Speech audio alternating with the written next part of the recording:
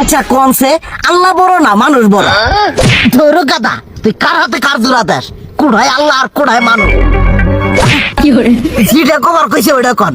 আল্লাহ বড় না মানুষ বড়? আল্লাহই তো বড়। আল্লাহ বড়, তাহলে আল্লাহর কথা না হইনা মানুষের কথা শুনেন কে? তুই কি কইতাছস? কি আর আল্লাহর কথা মানে না মানুষের কথা মানে? হ্যাঁ, কি আর মানুষের কথা শুনেন তাই না? আমনে যে ওই দিনকে ডায়াবেটিসের রোগ নিয়ে যে হাসপাতালে গেলেন, ডাক্তার আপনার কত কিছু খাবার না করলো, সব কিছু না খাই এখন চলতেছেন।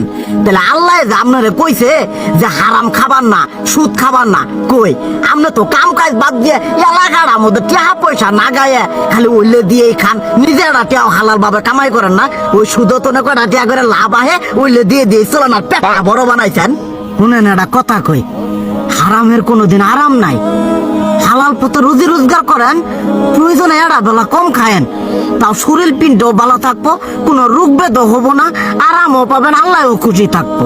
তুই আমার এইভাবে বুঝাবি আগে কইলি না কে?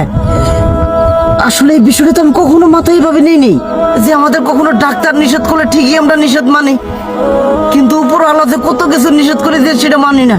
আর এই যে হারাম পথে টিয়া পয়সা কামাই করতেছেন, শরীরের মধ্যে দুনিয়া রোগ ব্যাত হয়েছে, দেখা যাইতেছে যা টিয়া হারাম পথে কামাই করতেছেন তার তো বেশি টিয়া মনে করেন জ্বলে যাইতেছে গা বেশি। আজকের পর থেকে আমি আর এই হারাম সুদ খামো না, আমি হালাল পথে চলবো, হালাল টাকা পয়সা ইনকাম করবো।